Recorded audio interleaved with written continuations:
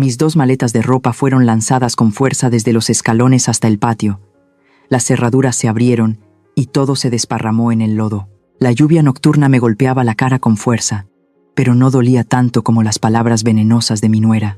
Ella estaba parada en el umbral, mirándome con ojos fríos, sin rastro de tristeza, a pesar de que su esposo, mi hijo, acababa de dar su último aliento hacía 2 horas. Él está muerto, así que tú ya no tienes ningún valor aquí. Mi nuera sonrió con desdén, su voz ácida resonando más fuerte que los truenos. La casa ya se vendió, ¡lárgate! La puerta de roble se cerró de golpe frente a mí, cortando fríamente cualquier lazo de madre e hija.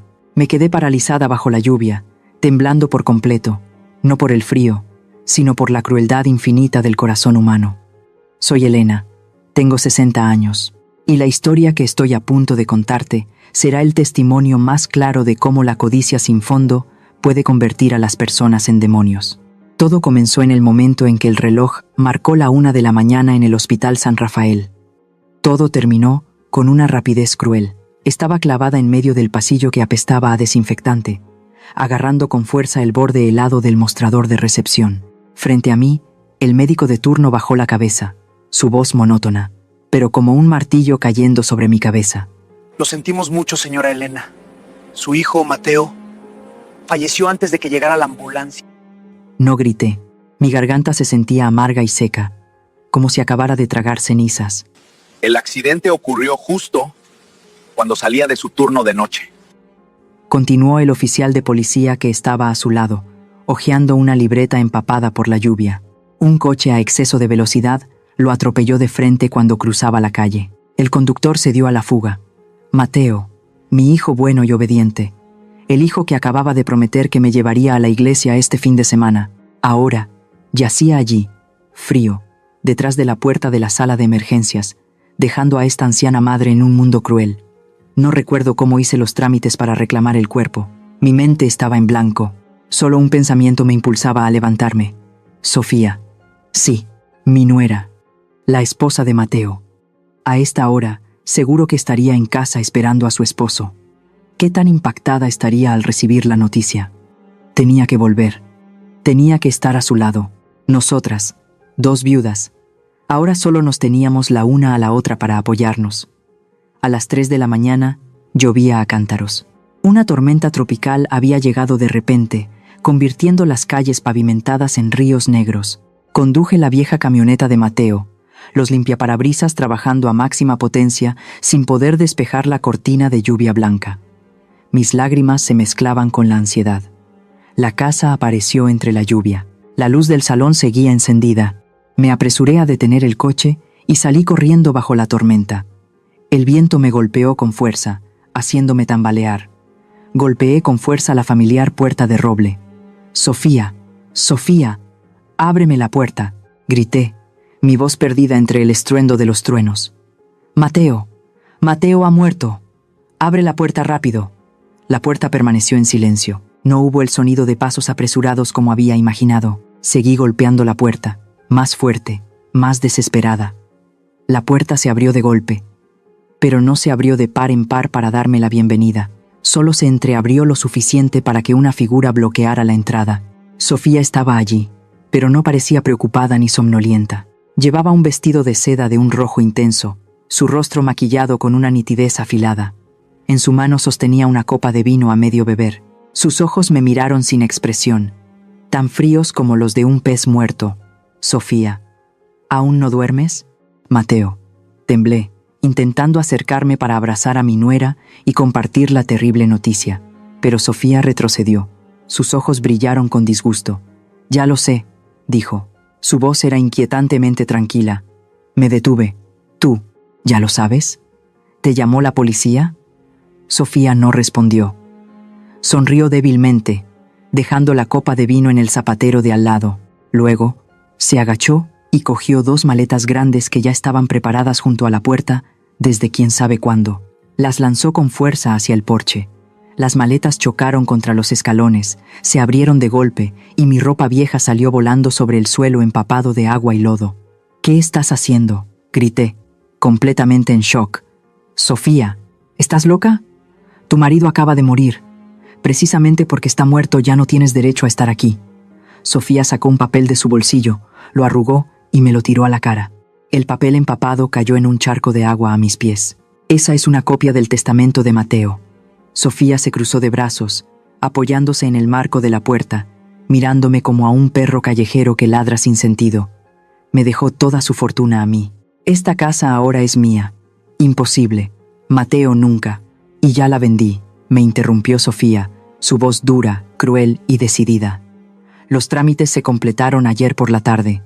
Mañana por la mañana vendrá el nuevo propietario. Recoge tu basura y desaparece de mi vista.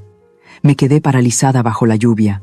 El dolor por la pérdida de mi hijo aún no había calado cuando este cuchillo de traición me atravesó el corazón. ¿Vender la casa? ¿Desde ayer por la tarde? ¿Cuando Mateo todavía estaba vivo?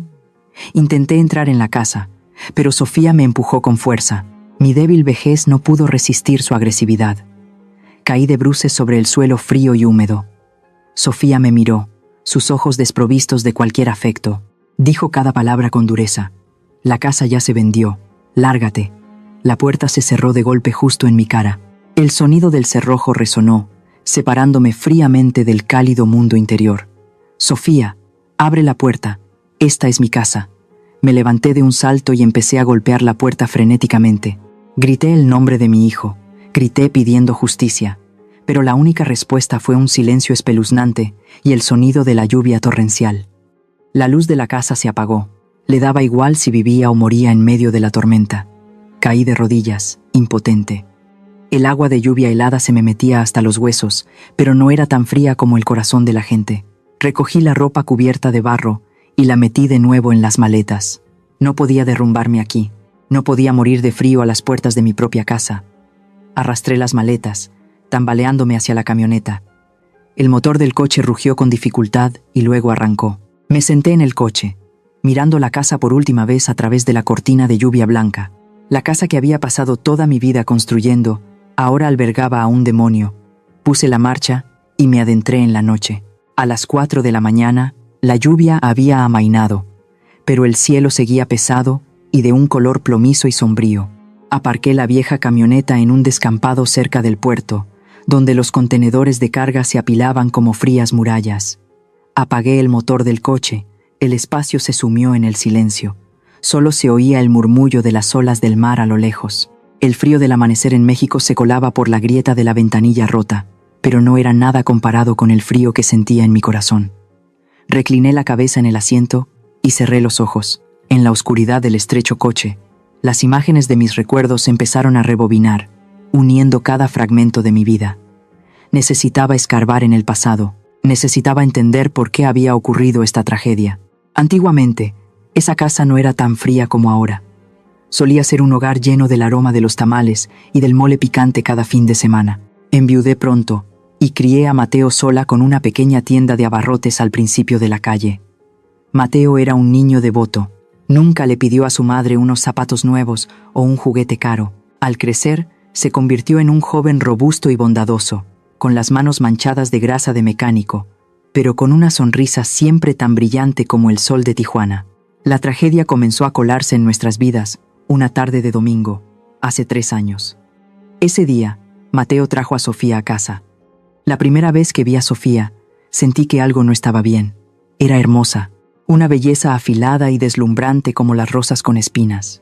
Llevaba un vestido ajustado que acentuaba sus curvas seductoras, su cabello negro azabache ondulado y voluminoso. Pero sus ojos eran profundos e indescifrables. No tenían la mirada cálida y sincera de las chicas trabajadoras de la zona. «Mamá». Mateo le apretó la mano a la chica, su voz temblando de emoción y felicidad. «Esta es Sofía. Ella finalmente ha aceptado ser mi esposa». Recuerdo claramente cómo Mateo miraba a Sofía en ese momento. Una mirada de adoración, como si estuviera frente a una diosa. Me contó que llevaba 2 años detrás de ella, que era una señorita de buena familia caída en desgracia, con un origen misterioso y lleno de sufrimiento, y que él quería ser quien la protegiera. Cuando Sofía fue al baño, llevé a Mateo a un rincón de la cocina. «Mateo», susurré, tratando de elegir mis palabras con la mayor delicadeza posible. «¿Estás seguro? Veo que Esta chica no parece encajar en nuestra vida sencilla. No veo sinceridad en sus ojos. Mateo lo descartó de inmediato. Sonrió con amargura. Mamá, no te preocupes tanto. Sofía ha sufrido mucho. Por eso se ha creado esa coraza fría. Ella me quiere, mamá. Le costó mucho aceptar casarse conmigo. Por amor a mi hijo, me quedé en silencio. Enterré mi inquietud en lo más profundo de mi corazón. Me dije a mí misma que quizás era una suegra difícil y anticuada. Mientras mi hijo fuera feliz, estaba dispuesta a aceptarlo todo. Y entonces llegó la boda. Ese fue el mayor error de mi vida.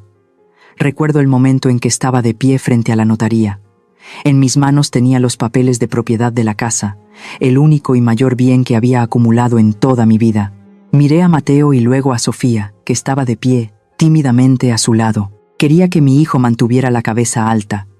No quería que tuviera la reputación de ser un pobre mecánico que se casó con una mujer hermosa y tuvo que vivir a costa de su madre. Quería que tuviera la posición de un verdadero cabeza de familia, un hombre con propiedades a su nombre para que su esposa lo respetara.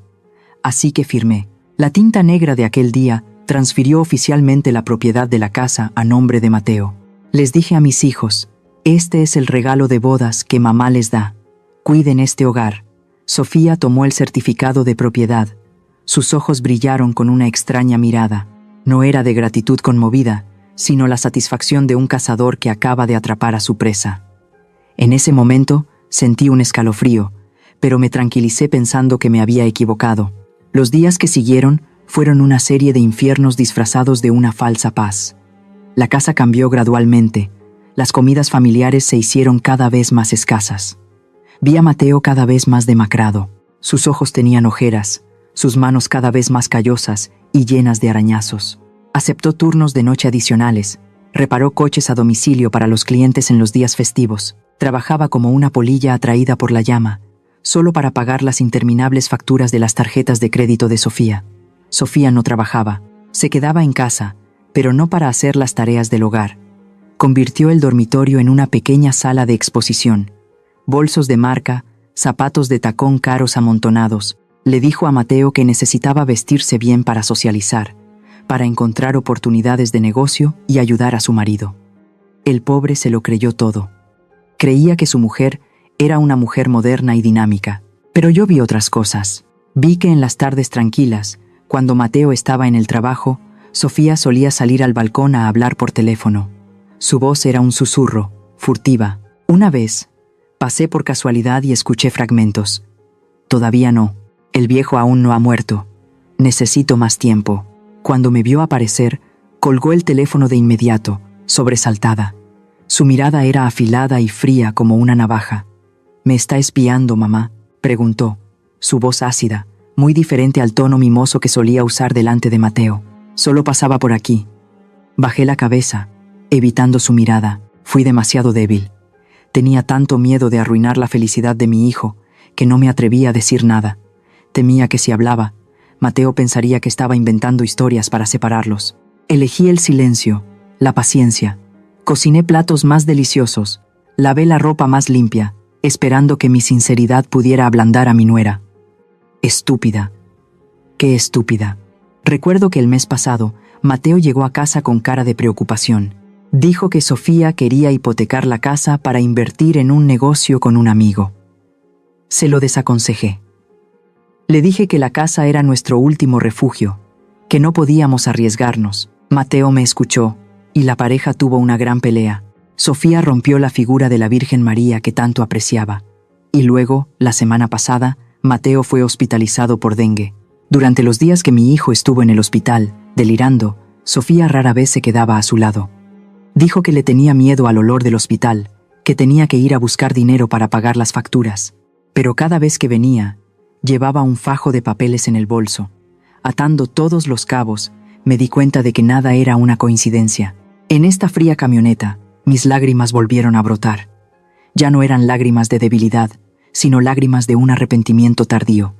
7 de la mañana. La ciudad comenzaba a desperezarse bajo la pálida luz dorada de un nuevo día. Pero para mí, hoy no traía esperanza. Traía la cruda verdad. Aparqué la vieja camioneta frente a un antiguo edificio de arquitectura colonial en la calle Juárez. La desgastada placa de latón con el nombre Despacho de Abogados Carlos M. Todavía brillaba con solemnidad. Carlos era el mejor amigo de mi difunto esposo, la persona que había visto crecer a Mateo día a día. Era la única persona en la que podía confiar en este momento. Entré en el despacho con un aspecto lamentable, la ropa desaliñada, los ojos hinchados y en mi mano apretaba el papel arrugado por la lluvia. «¿Elena?», exclamó Carlos, dejando caer la pluma estilográfica sobre el escritorio. Se apresuró a ayudarme a sentarme en una silla. «Dios mío, mírate. ¿Qué ha pasado?». «Anoche escuché la noticia de Mateo en la radio. Estaba a punto de llamarte». «¿Ya lo sabes?», pregunté con voz ronca. «Toda la ciudad lo sabe.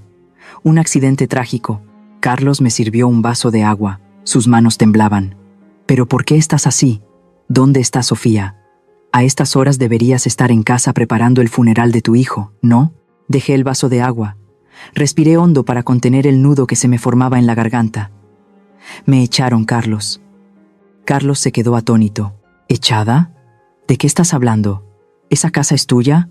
«Ya no». Le empujé el papel arrugado. «Sofía dice que la casa le pertenece según el testamento.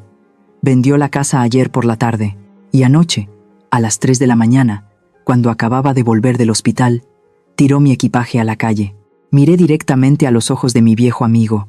Mi voz se endureció, cada palabra llena de la sospecha que había estado rumiando durante todo el camino. «Carlos, dime, ¿por qué mi nuera tenía preparadas 2 maletas con mi ropa junto a la puerta antes de que yo llegara a darle la noticia de la muerte de Mateo? ¿Por qué estaba tan segura de que su marido nunca volvería?». Carlos guardó silencio. Su rostro se ensombreció, cogió el papel. Era la copia del testamento que Sofía me había tirado a la cara. ¿Y cómo? ¿Cómo se puede vender una casa y completar los trámites en una sola tarde cuando el propietario aún no ha muerto?, continué interrogando. Las lágrimas amenazaban con volver a brotar, pero me las tragué. «Sospecho mucho, Carlos. Todo sucedió demasiado rápido, demasiado limpio, como una obra de teatro bien ensayada». Carlos no respondió de inmediato. Se puso las gafas de leer y cogió una lupa de un cajón. Alisó el papel empapado sobre el escritorio de roble. La luz de la lámpara de mesa iluminó las letras borrosas. La habitación estaba en completo silencio. Solo se oía el tic-tac del reloj y mi respiración pesada. Examinó cada línea, cada palabra. Entrecerró los ojos para mirar la fecha en que se hizo el testamento. Luego movió la lupa hacia abajo, donde estaba la firma de Mateo. Pasó 1 minuto. Pasaron 2 minutos. De repente, Carlos se levantó de un salto. La silla en la que estaba sentado fue empujada hacia atrás, haciendo un chirrido agudo en el suelo de madera. Su rostro estaba rojo. Sus ojos se abrieron de par en par con horror e ira. Golpeó la mesa con la mano y gritó a todo pulmón: «Lama, a la Policía Federal ahora mismo». Me sobresalté. Casi se me cae el vaso de agua. «¿Qué pasa, Carlos? ¿Qué has visto?». «Elena, mira esto». Carlos señaló el papel. Su dedo temblaba de agitación. «Mira bien la firma de Mateo». Me incliné hacia adelante y miré a través de la lupa. Bajo la lente de aumento, la firma de mi hijo apareció claramente. Normalmente, Mateo firmaba con decisión, con trazos fuertes y fluidos, pero aquí, los trazos de tinta eran temblorosos, entrecortados como gusanos. En algunos lugares, la tinta era desigual, como si la persona que firmaba no tuviera la fuerza suficiente para sujetar el bolígrafo con firmeza. «¿Lo ves?». La voz de Carlos se quebró por la ira. «Esta letra es de alguien que no está en su sano juicio, o que está siendo coaccionado, o que está». Se detuvo un segundo, hojeando rápidamente el calendario de su escritorio. «Elena, intenta recordar. El día 10 de este mes. ¿Dónde estaba Mateo?». Busqué en mi memoria. «El 10. Fue la semana pasada», dije, horrorizada. Ese fue el día en que Mateo ingresó en urgencias por dengue. Tenía más de 40 grados de fiebre. Estaba inconsciente. El médico dijo que necesitaba suero continuamente. «Exacto», rugió Carlos. «La fecha del testamento coincide con el día en que Mateo estaba inconsciente en el hospital. ¿Cómo puede una persona en coma, con una vía intravenosa en la mano, ir a una notaría para hacer un testamento y firmarlo?». Me quedé atónita, tapándome la boca con la mano. Un escalofrío me recorrió la espalda. «Entonces eso significa que este testamento es falso», afirmó Carlos con rotundidad. Caminaba de un lado a otro de la habitación, con la frente perlada de sudor. Falsificaron la firma de Mateo, o peor, le cogieron la mano mientras estaba en coma y le obligaron a firmar este papel en la cama del hospital sin que nadie se diera cuenta. Se volvió bruscamente hacia mí, con los ojos encendidos. Elena, esto ya no es una disputa de propiedad civil. Esto es un fraude organizado para apropiarse de bienes.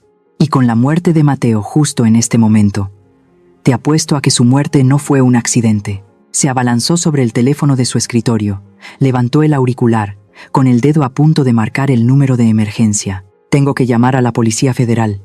Tengo que denunciar un asesinato. Tenemos que arrestar a esa zorra de Sofía inmediatamente antes de que se deshaga de los bienes. Mi corazón latía con fuerza. Arrestar a Sofía. Hacer justicia para Mateo. Sí, hay que hacerlo ya. Pero entonces, justo cuando el dedo de Carlos estaba a punto de tocar el teclado, se detuvo. Mantuvo esa postura durante unos segundos y luego, lentamente, colgó el auricular. «¿Qué pasa, Carlos? ¿Por qué no llamas?», pregunté con impaciencia. Carlos se volvió hacia mí. Su expresión cambió de ira a preocupación. Negó con la cabeza lentamente. «No podemos, Elena. No podemos llamar ahora. ¿Por qué? La prueba está ahí. Esto es solo una copia». Carlos golpeó el papel mojado con el dedo. «El original seguro que lo tiene Sofía. Si la policía llega ahora, podría deshacerse fácilmente del original o gritar que la odias y que por eso la estás calumniando. Tiene el dinero de la venta de la casa. Puede contratar a un buen abogado para encubrirlo diciendo que la firma temblorosa se debe a que Mateo estaba enfermo, pero aún lúcido, y quería dejarle sus bienes a su esposa». Se sentó en su silla, masajeándose las sienes. Su voz se volvió más grave y calculadora. «Dices que la venta de la casa se hizo en una tarde. Esto demuestra que Sofía no actuó sola. Debe haber alguien detrás moviendo los hilos. Alguien que entiende de leyes y tiene contactos para falsificar los papeles tan rápido. Si removemos el avispero ahora, nos darán la vuelta a la tortilla y te convertirán en la calumniadora. Entonces, lo perderemos todo, y la muerte de Mateo quedará para siempre como un accidente de tráfico». Me estremecí.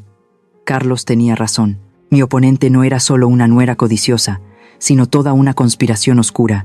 «¿Entonces qué hacemos?», pregunté, mi voz temblorosa, pero mis ojos más decididos. Carlos me miró, con la mirada astuta de un viejo zorro de la abogacía. «Necesitamos pruebas irrefutables. Necesitamos atraparlos con las manos en la masa, o encontrar pruebas de que asesinaron a Mateo». Me tomó la mano y la apretó con fuerza. «Elena, ¿te atreves? No llamaremos a la policía de inmediato. Vamos a tenderles una trampa». Miré el papel de la muerte. Miré la letra temblorosa de mi hijo. El dolor se comprimió en una bomba de relojería en mi interior. «Me atrevo», dije, cada palabra firme. «Por Mateo, me atrevo a hacer cualquier cosa». Carlos asintió. Abrió un cajón y sacó otro expediente. Esta guerra no se libraría con armas, sino con paciencia e inteligencia. Pero en mi corazón, la confusión seguía ahí. Solo soy una anciana que vende en una tienda. ¿Tendré la fuerza para luchar contra esos intrigantes astutos? Amigos míos, a esta edad, ¿alguna vez han firmado papeles o confiado sus bienes a sus hijos sin la menor sospecha, solo para recibir una amarga traición como la mía? Si tuvieran este documento falso en sus manos, ¿qué harían? ¿Llamarían a la policía de inmediato para desahogar su ira? ¿O reprimirían su dolor y en silencio tenderían una trampa para atraparlos a todos como estoy planeando? Por favor, déjenme un consejo en los comentarios, porque ahora mismo estoy muy confundida. El despacho de Carlos se sumió en un tenso silencio. Solo se oía el lento girar del ventilador de techo. Afuera, el sol ya estaba alto, pero Carlos había cerrado las cortinas, convirtiendo el espacio en una fortaleza aislada del mundo exterior. No llamó a la policía. En cambio, hizo una breve llamada telefónica. 15 minutos después, la puerta del despacho se abrió. Entró un joven. «Este es Rodrigo, mi sobrino», presentó Carlos, señalando al joven de ojos brillantes y aspecto ágil. «Es detective privado. Si la policía necesita una orden de registro y un proceso engorroso, Rodrigo puede tomar los atajos que la ley no espera». Rodrigo me saludó con un asentimiento, sin decir una palabra de más. Se sentó, sacó de su bolsillo una pequeña grabadora y una libreta. «Ya escuché un resumen del tío Carlos», dijo Rodrigo, con voz grave y firme. Señora Elena, necesito saber quién está en esa casa ahora mismo y a quién podemos acercarnos.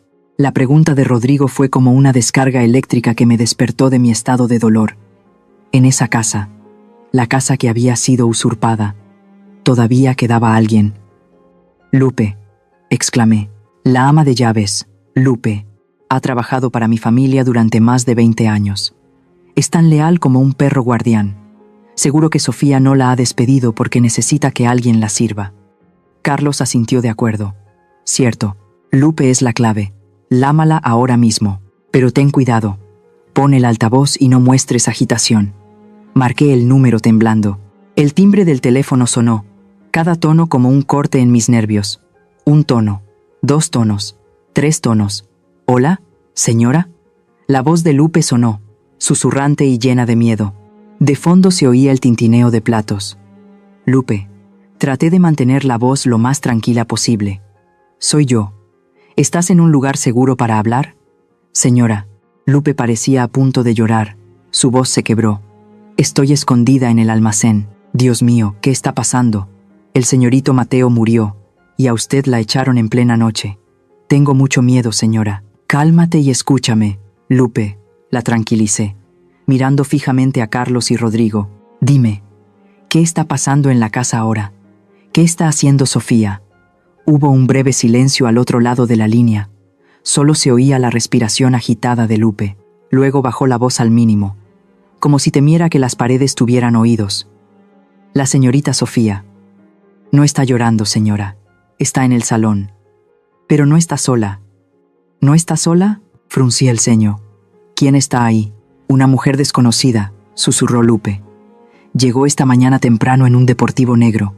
Se llama Valeria. Valeria. Ese nombre resonó en mi cabeza como un trueno. Recordé las tardes cocinando en la cocina. Había visto a Sofía hablando a escondidas por teléfono en el balcón. Cada vez que me veía, colgaba de inmediato, sobresaltada. Una vez, la escuché decir el nombre Valeria con un tono entre halagador y temeroso. Cuando le pregunté, solo sonrió y dijo que era su mejor amiga de la universidad. ¿Cómo es esa mujer, Lupe? Pregunté apresuradamente. Da mucho miedo. La voz de Lupe temblaba. Tiene un tatuaje de una mariposa negra en el cuello.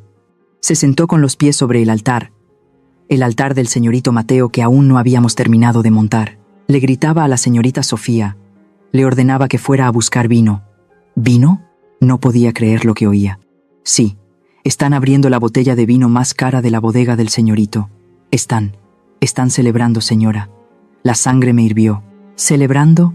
Su marido acababa de morir hacía menos de 12 horas, su cuerpo todavía frío en la morgue del hospital, y su esposa y su amante ya estaban celebrando con vino en la casa de su marido. Carlos golpeó la mesa, haciéndome una seña para que siguiera indagando. Lupe, escucha con atención, dije, tratando de contener la ira que amenazaba con estallar.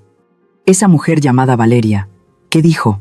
No lo escuché todo, respondió Lupe, pero no dejaba de hablar de vender rápido, pagar deudas y huir. Le gritó a la señorita Sofía que era una débil. Le dijo que tenía que ser fuerte para terminar la obra de teatro mañana. Rodrigo se inclinó hacia adelante. Sus ojos brillaron con la agudeza de un depredador que acaba de oler sangre. Escribió rápidamente en su cuaderno: Valeria, la mente maestra; Sofía, el títere. De acuerdo, Lupe, dije rápidamente. Actúa con normalidad. Sírveles bien. No dejes que sospechen. Encontraremos la manera de contactarte de nuevo. Colgué el teléfono. La habitación volvió a sumirse en el silencio, pero esta vez era el silencio de una tormenta subterránea que se estaba gestando. Valeria, murmuré. Ahora lo recuerdo. Antes, Sofía nunca se había atrevido a levantarle la voz a Mateo, pero cada vez que volvía de ver a esa tal Valeria, su actitud cambiaba por completo. Se volvía más exigente, más fría. Resulta que todo era obra de esa mujer. Parece que hemos encontrado la pista más importante, observó Carlos, jugueteando con sus gafas. Sofía no tiene las agallas para falsificar documentos y vender una casa tan rápido. Valeria es la mente maestra. Y si están celebrando, significa que han bajado la guardia. Rodrigo colocó un pequeño objeto negro sobre la mesa, no más grande que un botón. Necesitamos pruebas, señora Elena, dijo Rodrigo. El testimonio de Lupe no es suficiente ante un tribunal. Necesitamos grabar sus propias confesiones. Este es un dispositivo de escucha a distancia.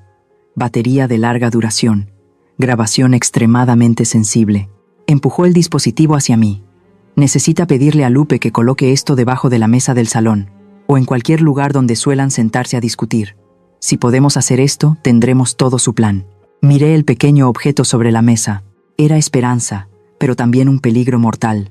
Si descubrían a Lupe, podría estar en peligro. Valeria, por lo que había oído, parecía una persona cruel y sin escrúpulos. ¿Será seguro para Lupe?, pregunté preocupada. No tenemos otra opción, dijo Carlos, su voz grave y triste pero decidida. Si esperamos a que la policía investigue por los cauces normales, Valeria se habrá fugado con el dinero de la venta de la casa. Entonces, la muerte de Mateo quedará para siempre en la oscuridad. Lupe también quería a Mateo como a un hijo. Creo que lo hará. Cerré los ojos y respiré hondo. La imagen de Mateo yaciendo solo en la morgue volvió a mi mente, instándome a actuar. De acuerdo. Abrí los ojos y cogí el dispositivo de escucha. Me encontraré con Lupe en la puerta de atrás cuando vaya al mercado. Rodrigo se levantó y se puso su chaqueta de cuero. Iré a investigar el accidente, dijo. Si esto fue un asesinato premeditado, seguro que en la escena del crimen quedaron pistas. El coche que causó el accidente, el conductor que se dio a la fuga, los sacaré a la luz. 3 personas, 3 generaciones, pero con un mismo objetivo. Una alianza en la sombra se había formado en este antiguo despacho de abogados. No teníamos poder, no teníamos dinero, pero teníamos la verdad y el odio de quienes habían sido acorralados. 12 del mediodía. El sol abrasador del trópico mexicano comenzaba a quemar el asfalto fuera del despacho de abogados. Dentro, el aire era frío y tenso, como la cuerda de un violín a punto de romperse.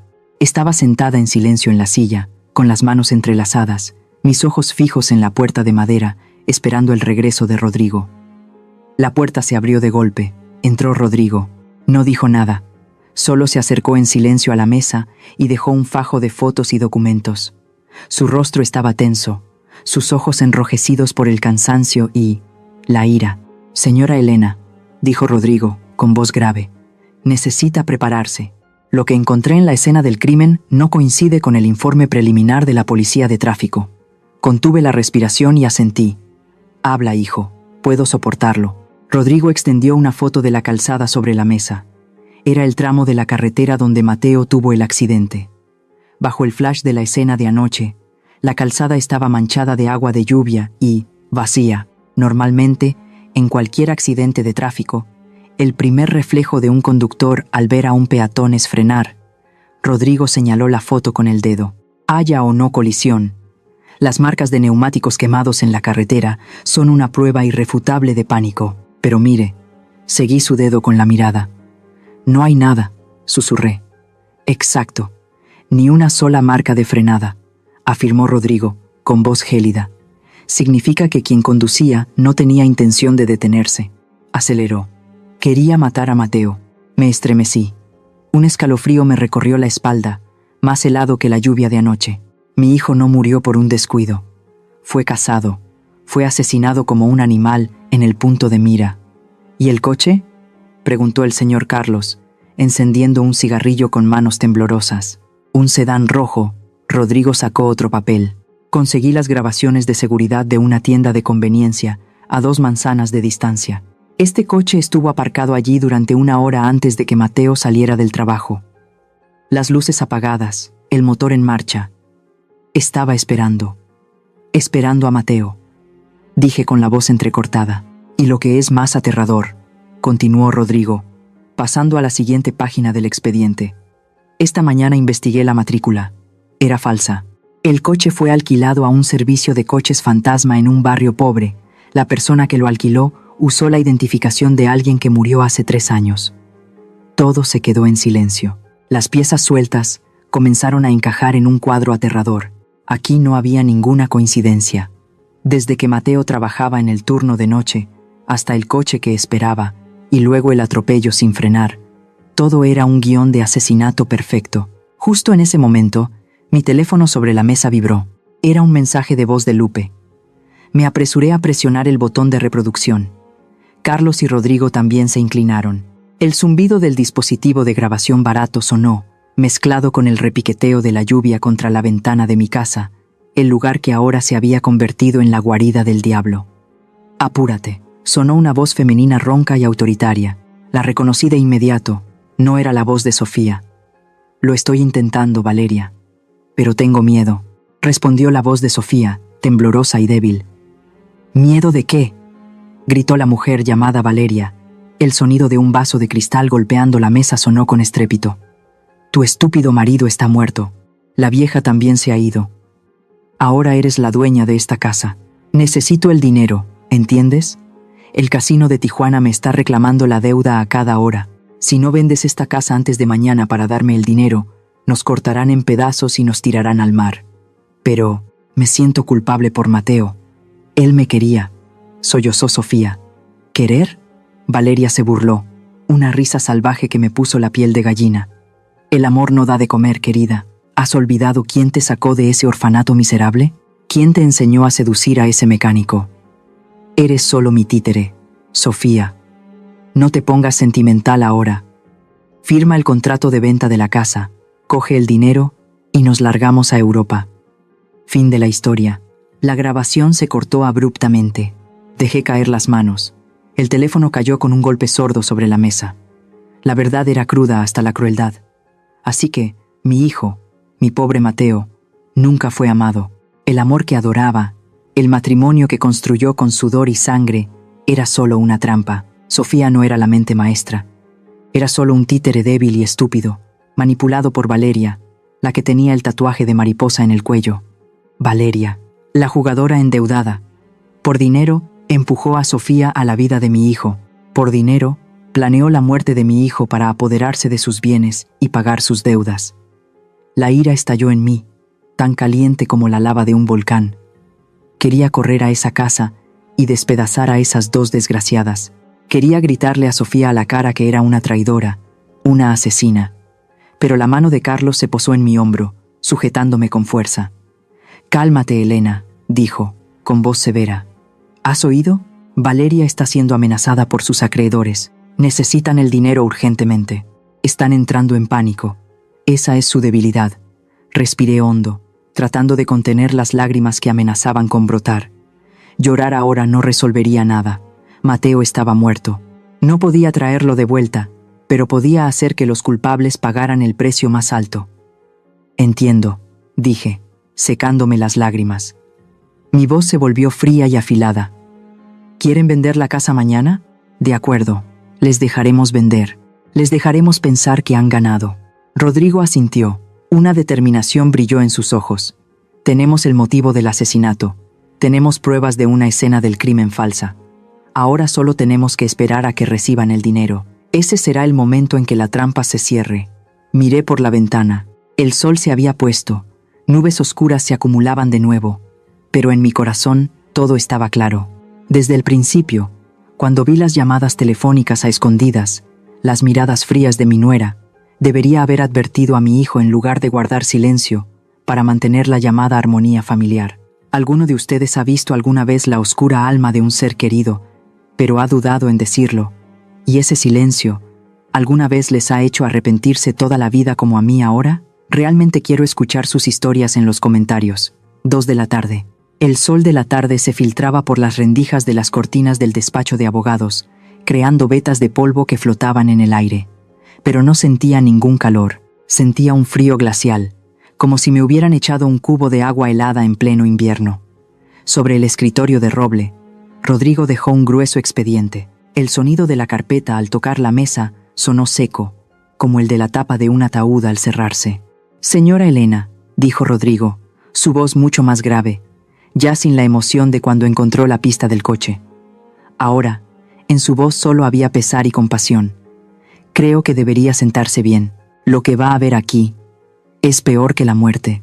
Temblorosa, extendí la mano para tocar el expediente. Mis viejos dedos rozaron la áspera cubierta de papel. Respiré hondo y asentí. Rodrigo abrió la primera página.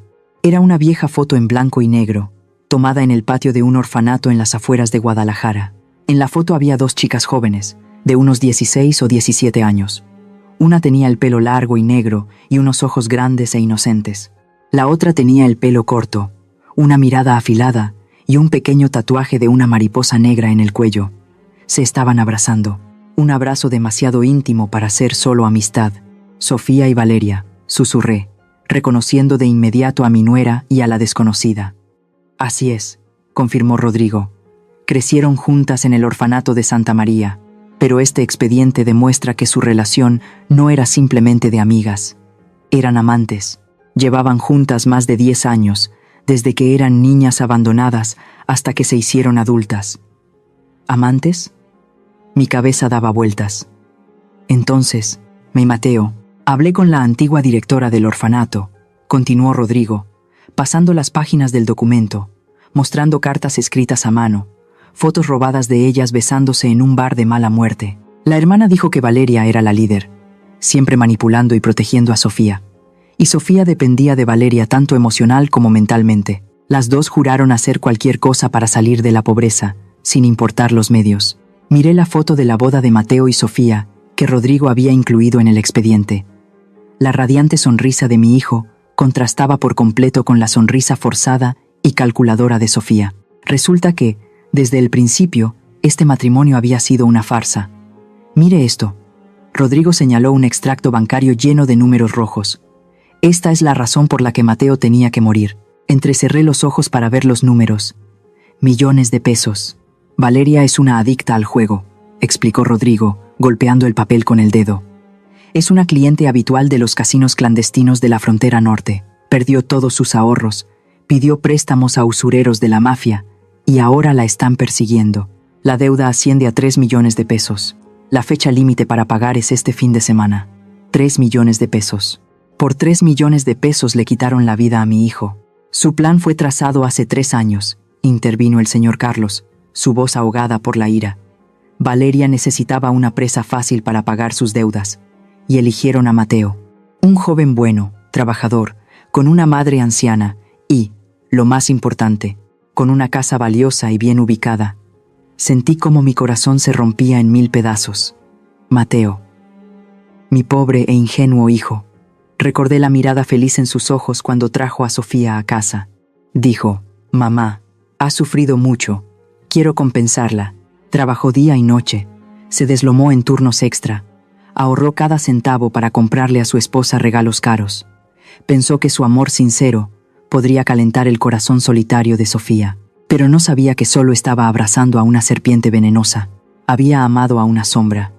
El amor que adoraba era solo una herramienta para que esas dos le despojaran de sus bienes. Valeria obligó a Sofía a casarse con Mateo. Continuó analizando Rodrigo, su voz fría como un cuchillo. Sofía interpretó el papel de esposa buena para que Mateo confiara en ella y le pusiera la casa a su nombre. Pero como Mateo quería demasiado a su mujer y estaba demasiado sano, no podían esperar más. Los acreedores le dieron un ultimátum a Valeria. Si no conseguía el dinero, Valeria moriría. Por eso, decidieron actuar. «Cruel», exclamé, las lágrimas rodando por mis mejillas. ¿Cómo pueden las personas tratarse con tanta crueldad? Sofía, mi nuera, a quien también había considerado como una hija, resultó ser solo un títere en manos de su amante. Vendió su alma. Vendió a su marido con quien compartía cama y techo, solo para salvar la vida de quien la manipulaba. En las llamadas que usted grabó, añadió Rodrigo, Sofía siempre parecía tenerle miedo a Valeria. Eso demuestra que a Sofía todavía le quedaba algo de conciencia, o al menos cobardía. Pero Valeria no. Ella es un demonio con piel de persona. Está dispuesta a matar para salvar su propia vida. Cerré el expediente. No quería ver más. Estas pruebas eran más que suficientes para condenarlas ante el tribunal de la conciencia y la ley. Me levanté y me acerqué a la ventana. Afuera, el cielo comenzaba a oscurecer. Las nubes negras se arremolinaban, anunciando otra noche de tormenta. Pero esta vez, la tormenta no solo estaba afuera, sino dentro de mi propia casa. Imaginé a Sofía y Valeria en mi casa, bebiendo el vino de mi hijo, riéndose de mi dolor. Pensaban que su plan había sido un éxito rotundo. Pensaban que mañana, después de firmar la venta de la casa, cogerían el dinero y se fugarían a algún paraíso en Europa, dejando atrás la tumba aún fresca de Mateo. Pero se equivocaban. El dolor en mí ya no era debilidad, Se había congelado, tan afilado como una lanza. Me volví hacia Carlos y Rodrigo. Carlos asintió. Una chispa de aprobación brilló en sus ojos. Rodrigo cerró su cuaderno, preparándose para el siguiente paso. 10 de la noche. Afuera, el cielo estaba negro como la tinta. Pesadas gotas de lluvia golpeaban el cristal de la ventana del despacho de Carlos, creando un sonido rítmico como el galope de caballos. En la pequeña habitación, iluminada únicamente por la luz amarillenta de una lámpara de escritorio, los tres estábamos apiñados alrededor de la diminuta grabadora. Rodrigo llevaba auriculares, ajustando constantemente la frecuencia para filtrar el ruido de la lluvia y el viento. El señor Carlos estaba sentado a su lado, con la frente perlada de sudor, la pluma en su mano tan apretada que estaba a punto de romperse. Y yo estaba sentada como una estatua de piedra, conteniendo la respiración, esperando cada sonido que saliera del dispositivo de escucha que Lupe había arriesgado su vida para colocar debajo de la mesa del salón. La señal fue intermitente por un momento, y luego se aclaró. El sonido de un cristal rompiéndose. Fue el primer sonido que escuchamos. Un estrépito que nos hizo sobresaltar a los tres. Le siguió un sollozo, desgarrador y aterrorizado. Era la voz de Sofía. «No puedo soportarlo más. Valeria, no puedo hacerlo». Sofía gritó, su voz distorsionada y quebrada, claramente la de alguien borracho y fuera de control. «Cállate la boca», replicó la voz de Valeria, fría y dura. «¿Quieres que todo el vecindario te oiga? Bebe más. Bebe para olvidar la cara de idiota de tu marido. No hables de él», gritó Sofía, sus sollozos mezclados con el sonido de una botella de vino chocando contra una copa. «Valeria, ¿por qué lo hiciste? Teníamos un acuerdo, ¿verdad? ¿Solo era un accidente para romperle una pierna? ¿Solo para cobrar el seguro de invalidez?» Mi corazón se encogió. Apreté las manos contra el borde de la mesa, mis uñas clavándose en mi piel hasta doler. Así que, ¿al principio planeaban dejar a mi hijo lisiado para cobrar el dinero del seguro? A través del dispositivo de escucha, la voz de Sofía se volvió cada vez más frenética. No quería que muriera. Mateo era muy bueno conmigo. Aunque no lo amaba, no quería matarlo. Prometiste que el conductor frenaría a tiempo, ¿verdad? ¿Por qué? ¿Por qué lo atropellaron hasta matarlo? Nuestra habitación quedó en completo silencio. Rodrigo abrió los ojos de par en par, pulsando el botón de grabación repetidamente para asegurarse de no perder ni una palabra. Ahí estaba. La confesión. Se escucharon pasos pesados en el altavoz, seguidos de un sonido seco y agudo, una bofetada. El otro lado quedó en silencio por un momento, solo se oían los sollozos de Sofía. Luego, la voz de Valeria sonó, tan espeluznante como el silbido de una serpiente venenosa. ¿Ya se te pasó la borrachera? Estúpida. Valeria se burló, su risa fría resonando a través de la línea, haciéndome estremecer. ¿Crees que un par de monedas del seguro por una pierna rota son suficientes para pagar mi deuda? 3 millones de pesos, Sofía. Necesito 3 millones de pesos ahora mismo. Y la vida de ese Mateo vale mucho más cuando está bajo tierra. Tú me engañaste, gimió Sofía. No te engañé, solo te ayudé a ser decidida, dijo Valeria, su tono cambiando a una manipulación aterradora. Mírate, ¿quién eres? Una huérfana miserable. Si no fuera por mí, todavía estarías fregando platos en algún rincón olvidado. Yo te di esta vida. Ahora vas a traicionarme por compadecerte de un cadáver. Pero tengo miedo. La señora Elena sospechará. ¿Esa vieja? Valeria se rió a carcajadas. La echaste como a un perro callejero. A estas horas, seguro que está durmiendo acurrucada bajo algún puente. ¿De qué tienes miedo? Mañana, a las 9 de la mañana, vendrá el comprador de la casa. Firmas, recibes el anticipo y nos vamos al aeropuerto. Ya reservé los billetes de avión a Madrid. Allí serás una reina. Se escuchó el sonido de otra copa de vino siendo llenada. El sonido de alguien bebiendo. Escúchame, Sofía. La voz de Valeria se volvió más grave, amenazante. Ya te has lanzado. Ahora tienes que seguir adelante. Si te echas atrás ahora, no tendré piedad. Eres cómplice. Tu firma está en los papeles de venta de la casa. Si la policía se entera, te pudrirás en la cárcel. ¿Entendido? Deja de llorar y vete a dormir. Mañana tienes que estar muy guapa para recibir a los invitados. La grabación se fue apagando, mezclándose con el repiqueteo de la lluvia y los sollozos cada vez más débiles de Sofía. Rodrigo se quitó los auriculares y los dejó suavemente sobre la mesa. Se volvió hacia mí y el señor Carlos. En sus ojos brillaba una mezcla de triunfo y furia. «Lo tenemos todo», dijo Rodrigo, su voz temblando de emoción. «Ya no son especulaciones. Es una confesión directa. Asesinato premeditado, montaje de un accidente, falsificación de documentos y el plan de fuga». El señor Carlos soltó un largo suspiro, como si se hubiera quitado un peso de 1000 kilos del pecho. Me dio una palmada en el hombro. «Elena, ¿has oído? La justicia está en nuestras manos». Me quedé sentada, las lágrimas brotando. No eran lágrimas de dolor, sino lágrimas de una indignación extrema que se liberaba.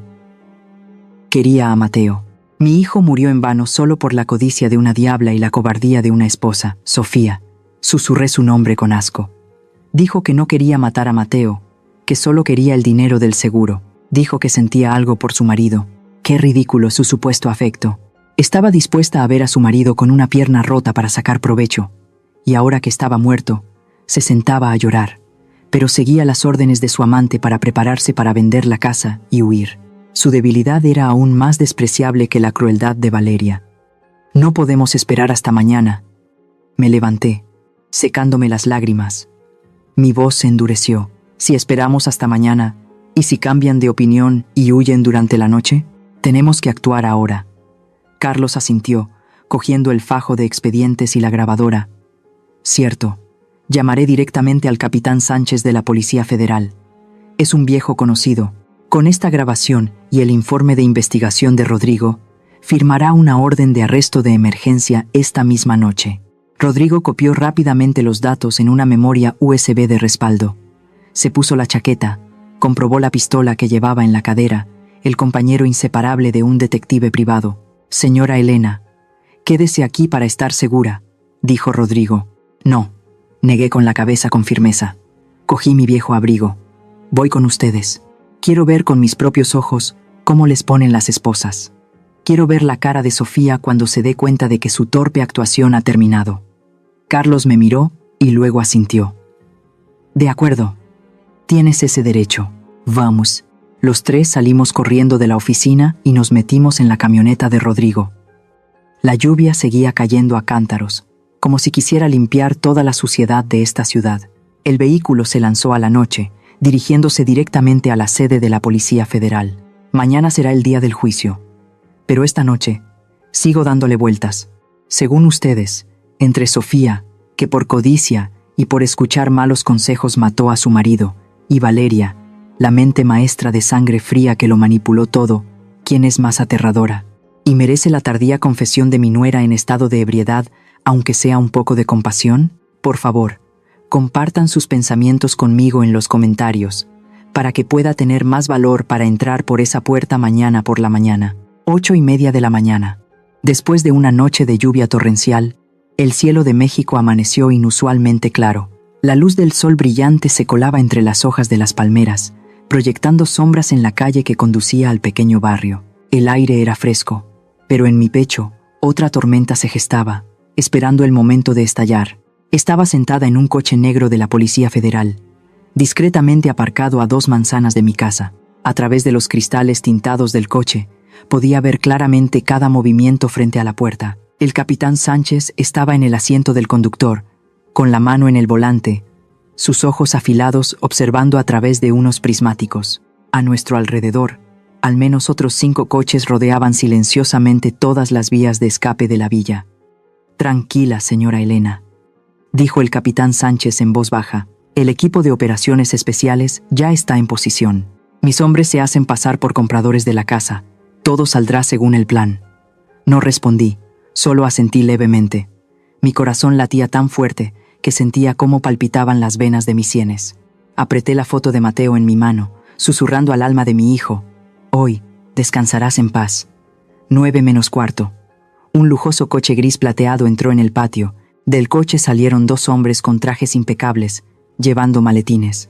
Uno de ellos era un detective encubierto, que interpretaría el papel de un rico empresario de Ciudad de México que quería comprar la casa para convertirla en oficinas. Se acercaron a la puerta principal con aire distinguido. La puerta de roble se abrió. Apareció Lupe. Incluso desde esta distancia, Podía ver cómo le temblaban los hombros bajo el delantal. Inclinó la cabeza y abrió la puerta de par en par para dar la bienvenida a los invitados.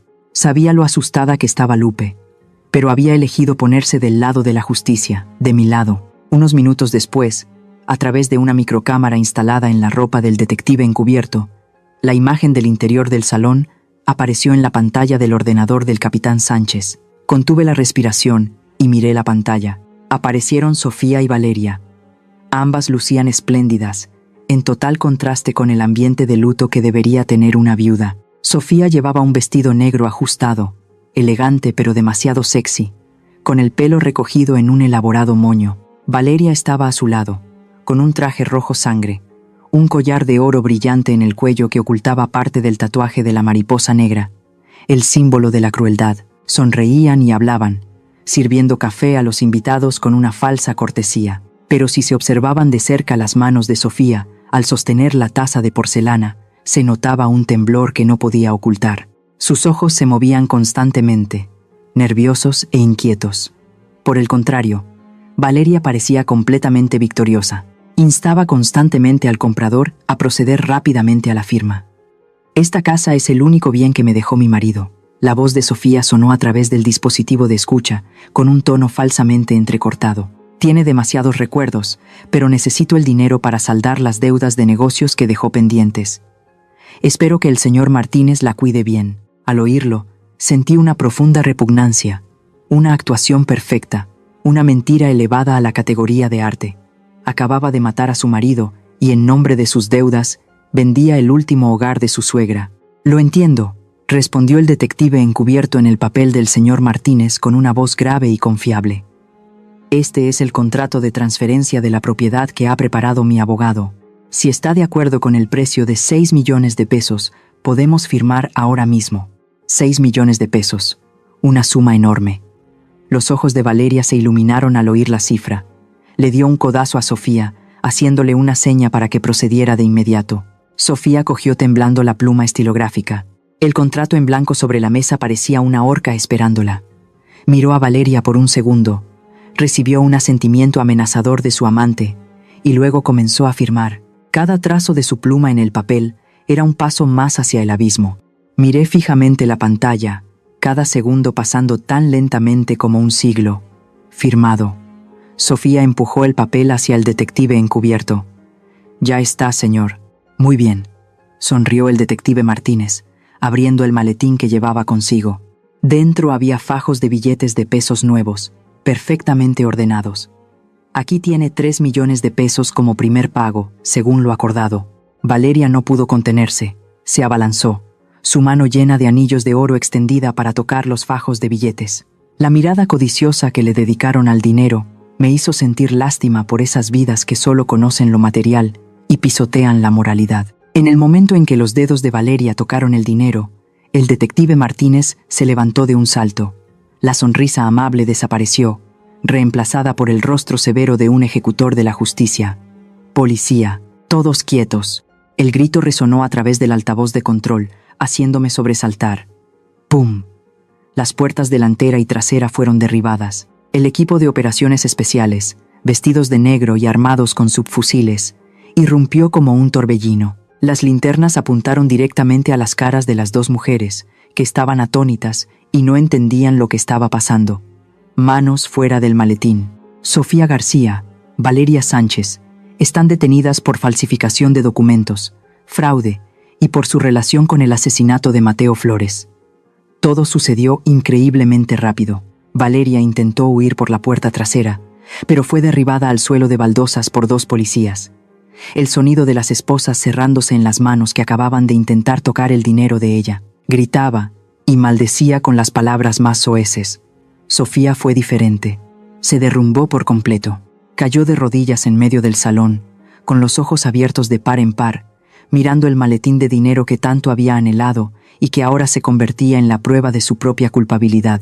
No se resistió, no lloró, solo se quedó allí, aturdida, como un cuerpo sin alma. El capitán Sánchez me miró por el retrovisor y asintió levemente. «Están bajo control. ¿Quiere entrar a verlas, Elena?» Respiré hondo y abrí la puerta del coche. Mis pies pisaron el césped verde del patio. El sol seguía cálido, pero mi corazón estaba helado. Pasé junto a los policías que hacían su trabajo y entré en el salón donde había pasado toda mi vida. El ambiente en la casa era caótico. Las fotos de familia estaban tiradas. El olor a perfume caro de las dos criminales se mezclaba con el sudor de las fuerzas del orden. Me paré frente a Sofía. Levantó la cabeza, me vio. Sus labios temblorosos no pudieron pronunciar una palabra. La miré, no con una mirada de odio ardiente, sino con una mirada llena de compasión. Sentí lástima por una joven que había renunciado a todo por un amor ciego y una codicia sin fondo. Sentí lástima porque había destruido con sus propias manos el único hogar que la consideraba familia. Elena. Mamá, susurró. Su voz rota. Solo la miré en silencio, y luego a Valeria, que estaba inmovilizada en el suelo. Se había hecho justicia. La trampa se había cerrado, y los títeres ya no tenían dónde actuar. Pero en mi corazón, la sensación de satisfacción se desvaneció rápidamente, dejando paso a una inmensa tristeza por una vida de mentiras. Todo había terminado, pero el viaje para recuperar la dignidad de Mateo apenas comenzaba en este momento. El sol de la mañana brillaba a través de las altas ventanas, iluminando el suelo de baldosas de talavera hechas a mano, que era el orgullo de esta casa. Pero esos rayos de luz ya no traían calor. Solo servían para resaltar el caos y la suciedad de una farsa que acababa de ser desenmascarada. Crucé el umbral, lenta y silenciosamente. A mi lado caminaban el capitán Sánchez y los agentes de la Policía Federal con sus solemnes uniformes. El sonido de nuestros pasos resonaba en el suelo de baldosas, tan definitivo como la cuenta atrás del destino. 3 días antes, me habían echado de aquí como a un perro callejero en medio de una lluvia torrencial a las 3 de la mañana. Hoy, regresaba para reclamar mi dignidad. En el salón, Sofía seguía sentada en el suelo, con los ojos perdidos por el horror. A su lado, Valeria se retorcía frenéticamente. Sus manos estaban esposadas a la espalda, pero no dejaba de gritar, sus vulgares maldiciones resonando en el espacio que una vez fue tan pacífico. No tienen derecho. Esta es nuestra casa. Suéltenme, malditos. El capitán Sánchez dio un paso adelante, su voz de acero ahogando los gritos de ella. Valeria Sánchez, Sofía García. La orden de arresto oficial por asesinato, falsificación de documentos y fraude ha sido firmada. Cualquier cosa que digan, ahora será usada como prueba en su contra. Hizo una seña a un técnico de la policía. Un pequeño reproductor fue colocado sobre la mesa, justo al lado del maletín con los 6 millones de pesos aún abierto, lo que ellas consideraban su billete al paraíso, pero que resultó ser la puerta del infierno. Un zumbido sonó. Y luego sus propias voces de la noche anterior resonaron, espeluznantemente claras. ¿Crees que un par de monedas del seguro por una pierna rota son suficientes para pagar mi deuda? 3 millones de pesos, Sofía. La vida de ese Mateo vale mucho más cuando está bajo tierra. Cada palabra que salía era una bofetada a la realidad. Sofía se estremeció. Miró fijamente el reproductor, sus labios pálidos y sin sangre. Comprendió que todo había terminado. Todas las mentiras, todas las sucias maquinaciones habían sido sacadas a la luz del día. Valeria se cayó. Se desplomó en la silla, jadeando como un animal acorralado. El tatuaje de la mariposa negra en su cuello parecía vibrar con el pulso del miedo. Me acerqué a la mesa de roble, sosteniendo un pequeño objeto envuelto en terciopelo. Lentamente desenvolví la tela y coloqué el retrato de Mateo sobre la mesa, en medio de los papeles de compraventa y el dinero sucio. Mateo en la foto seguía sonriendo amablemente, sus ojos brillantes y llenos de confianza, la misma mirada que le había dedicado a Sofía hasta su último aliento. Miré directamente a los ojos de Sofía. Quiso apartar la vista, pero la presencia del retrato de mi hijo le impidió escapar. No le grité, no la abofeté, aunque mi corazón dolía como si 1000 cuchillos lo estuvieran cortando. Mi voz era grave, profunda pero con el peso de 1000 kilos. Sofía, la llamé por su nombre, tan suavemente que ponía los pelos de punta. Mira aquí, mira al marido que te amó con toda su vida. Sofía rompió a sollozar, un llanto ahogado que salía de su pecho destrozado. Mamá, mamá, lo siento, no quería que muriera. Fue Valeria. Ella me obligó. Negué lentamente con la cabeza, una triste sonrisa en mis labios. No culpes a nadie más. La elección fue tuya. Ambas salieron de vidas rotas en el orfanato. Entiendo lo aterrador que es no tener nada. Entiendo cómo la pobreza puede retorcer el corazón de una persona. Miré a Valeria, que ahora tenía la cabeza gacha. Una vez sentí lástima por ti porque no tenías familia. Una vez esperé que el amor de Mateo pudiera sanar sus vidas rotas, pero eligieron tomar la sangre de otros para remendar sus propias heridas. Dinero, estatus, Madrid, ¿valían la pena esas cosas a cambio del alma de una persona inocente? Sofía bajó la cabeza, las lágrimas de humillación cayendo sobre el suelo que una vez quiso vender para escapar. La ley del karma en este país, y en cualquier parte del mundo, es muy justa, continué, cada palabra calando en su alma. Querías dinero. Ahora el dinero está justo frente a ti, pero no puedes tocarlo. Querías libertad, pero los muros de hierro de la prisión te esperan. Pensaron que habían ganado cuando me echaron a la lluvia esa noche. Pero la verdad es que, desde el momento en que firmaron ese papel falso, se encerraron en una mazmorra de pecado. Valeria levantó la cabeza de repente, sus ojos aún salvajes. Solo queríamos vivir mejor. Este mundo no es justo con nosotras. Vivir mejor nunca significa matar a quien te llama esposa, a quien te llama amante, respondí. Mi mirada ahora fría como el acero. Mateo les dio la oportunidad de tener una familia de verdad. Trabajó sin descanso solo para darle a Sofía lo mejor. Pero su codicia es un pozo sin fondo. No son víctimas del destino. Son pecadoras de su propia codicia. El capitán Sánchez hizo una seña. 2 policías se acercaron y levantaron a Sofía por las axilas. Caminaba tambaleándose como si no tuviera alma. Valeria también fue conducida, todavía tratando de mirar por última vez el maletín de dinero con una mirada de loca avidez. Esa es la mayor miseria del mal. Hasta el final, lo que lamentan es solo materia inanimada. La gran puerta se abrió una vez más. Me quedé en el pasillo, observando las espaldas de las 2 mujeres que una vez entraron en mi casa con tantas maquinaciones. El sonido de las sirenas de la policía sonó desde el patio, señalando el final de una larga farsa. Las patrullas se pusieron en marcha, llevándose a las culpables y devolviendo la paz al vecindario. La casa de repente se sintió inmensamente grande. Lupe se acercó a mí. Sus viejas manos temblorosas se posaron en mi hombro. No dijimos nada, solo nos quedamos en silencio, mirando el retrato de Mateo en medio de la habitación inundada de sol.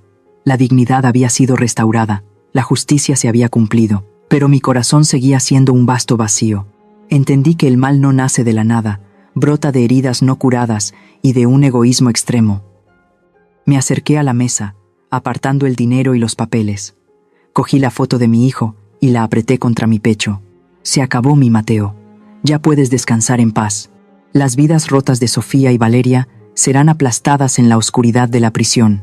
Y yo tengo que encontrar la manera de recomponer mi propia vida rota, empezando por limpiar los rastros de la mentira que acaba de marcharse. El amanecer después de la tormenta había llegado, aunque teñido del amargo sabor de la pérdida. Han pasado 6 meses desde aquella fatídica noche de lluvia. El cielo de México hoy está de un azul intenso, sin una sola nube. La brisa de la bahía trae el sabor salado del mar y el aroma embriagador de las flores de cempasúchil que florecen en el porche. La ciudad de Tijuana sigue tan bulliciosa como siempre, pero en mi alma, una extraña paz ha echado raíces y ha brotado. El caso se ha cerrado oficialmente. La justicia en este país a veces es lenta, pero finalmente llegó. Con las pruebas contundentes de la grabación y el informe de investigación de Rodrigo, Valeria recibió una sentencia de cadena perpetua por ser la autora intelectual del asesinato y por fraude transnacional.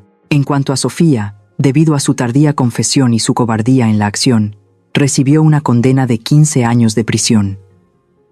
El día de la sentencia, me senté en la primera fila. Vi cómo se llevaban las espaldas de esas 2 mujeres. No hubo satisfacción, ni maldiciones. Solo sentí un inmenso alivio, como si me hubiera quitado una piedra de 1000 kilos de encima. Quienes siembran vientos, cosechan tempestades. La codicia y la crueldad finalmente solo los llevaron a un único lugar, la oscuridad tras las rejas. Decidí no vender la casa. Mucha gente dijo que estaba loca. Decían que esta casa contenía demasiado dolor y fantasmas. Pero yo pienso diferente. La casa no tiene la culpa. La culpa es de quienes trajeron sus corazones malvados a ella. Usé los ahorros que me quedaban y parte del seguro de Mateo para remodelarla por completo. Derribé los muros oscuros y los reemplacé por grandes ventanas que dejan entrar el sol. Ahora, este lugar ya no es la villa usurpada de Sofía. Se ha convertido en la casa de la esperanza. Abrí mis puertas a los ancianos solos de la zona, personas que, como yo, fueron abandonadas por la vida o por sus seres queridos. Lupe sigue aquí, ayudándome a gestionar todo. La casa vuelve a estar llena de risas, el tintineo de los platos y el aroma de las tortillas recién hechas cada mañana. El dolor se ha transformado en un amor que se expande. Esta tarde, conduje la vieja camioneta hasta el cementerio de la ciudad. La luz dorada del atardecer, como la miel, cubría las lápidas de piedra. Dejé un ramo de claveles blancos en la tumba de Mateo, las flores que más le gustaban a mi hijo. Me senté en el césped verde, sintiendo el calor de la madre tierra bajo mis pies. «Mi Mateo», susurré, acariciando suavemente la lápida que aún olía a piedra nueva. «Todo ha terminado, hijo. Nuestra casa está preciosa ahora, llena de risas y de gente buena. Ya no estoy sola, y sé que allá arriba, tú también estás sonriendo». Cerré los ojos, imaginando su sonrisa amable. El dolor de perder a un hijo sigue ahí, una cicatriz que nunca desaparecerá por completo, pero ya no sangra. He aprendido a vivir con ella, a usarla como motivación para proteger otras vidas. Cuando el sol comenzó a ponerse en el horizonte, tiñendo de rojo todo el espacio, me levanté y me fui. Mis pasos ahora son firmes y ligeros. Conduje de vuelta a casa, donde mis amigos ancianos me esperan para cenar juntos, donde las luces siempre están encendidas y la puerta nunca se cierra con desconfianza. El amanecer realmente ha llegado después de la tormenta más violenta de mi vida. Al final de este viaje lleno de sangre y lágrimas, quiero dejar algunas palabras para quienes escuchan mi historia. La vida es un río impredecible, y a veces, las personas que más amamos son las que nos clavan el cuchillo más doloroso en la espalda. A todas las madres que se desviven por sus hijos, amar es un instinto, pero protegerse a una misma es una responsabilidad. Nunca, por querer demasiado a un hijo, borren sus propios límites personales. Recuerden que guardarse una vía de escape no es egoísmo, es la manera de no convertirse en una carga o en una presa para la codicia de otros. No pongan todas sus propiedades a nombre de otros mientras vivan, porque a veces la generosidad excesiva es el veneno que alimenta al demonio en el corazón de un ser querido. A los hijos siempre están entre dos montañas. Por un lado, la familia de origen, con padres ancianos. Por otro, la familia pequeña con la pareja que aman. El papel del hijo, del marido, es equilibrar. No dejen que el amor ciego los nuble, para no terminar siendo cómplices de alguien que hiere a sus padres. La piedad filial no es solo dar dinero, es tener la lucidez para proteger a sus padres de conspiraciones disfrazadas de amor. La codicia y el egoísmo son los demonios más aterradores. Pueden convertir a una chica inocente en una asesina, un hogar en un infierno. La naturaleza humana es muy compleja. No se fijen solo en la apariencia brillante. Los artículos de lujo, las palabras dulces, pueden ocultar un alma podrida. Estén alerta a los cambios más pequeños en la mirada, en las llamadas telefónicas a escondidas de quienes los rodean. Y finalmente, para aquellos que están a punto de entrar en una relación familiar, constrúyanla sobre la base de la verdad y el respeto, no del aprovechamiento. Un matrimonio sin sinceridad sobre los orígenes y los propósitos solo conducirá a la tragedia. Nunca se queden callados ante lo incorrecto para mantener la llamada armonía familiar. Ese silencio es complicidad con el mal, y el precio a pagar a veces es la vida de la persona que amamos. Soy una madre que perdió a su hijo, pero se reencontró a sí misma. Elegí levantarme de las cenizas para vivir una vida con más significado. La justicia puede devolverte tus bienes, pero solo el perdón y la lucidez te devolverán la paz en el alma. Gracias por escuchar. Espero que, de mi dolor, encuentren una lección para proteger las cosas más sagradas que tienen. La historia que acaban de escuchar ha tenido los nombres de los personajes y los lugares cambiados para proteger la identidad de los involucrados. Compartimos esta historia no para juzgar a nadie, sino con la esperanza de que en algún lugar alguien se detenga a reflexionar. ¿Cuántas madres están sufriendo en silencio en sus propias casas? Honestamente, me pregunto, si estuvieras en mi situación, ¿qué harías? ¿Te quedarías en silencio para mantener la paz? ¿O alzarías la voz y lucharías por recuperar tu voz? Me encantaría escuchar tus pensamientos sobre esta historia en mi canal o cualquier sugerencia que pueda ayudarnos a mejorar nuestro contenido. Dios siempre bendice a los valientes, y realmente creo que el coraje nos llevará a días mejores. En este momento, dejaré las 2 historias más populares del canal en la pantalla final. Creo que te sorprenderán. Gracias por quedarte conmigo hasta este momento. Si esta historia te ha llegado al corazón, por favor, dale a me gusta, suscríbete al canal y activa la campana de notificaciones para no perderte lo que está por venir.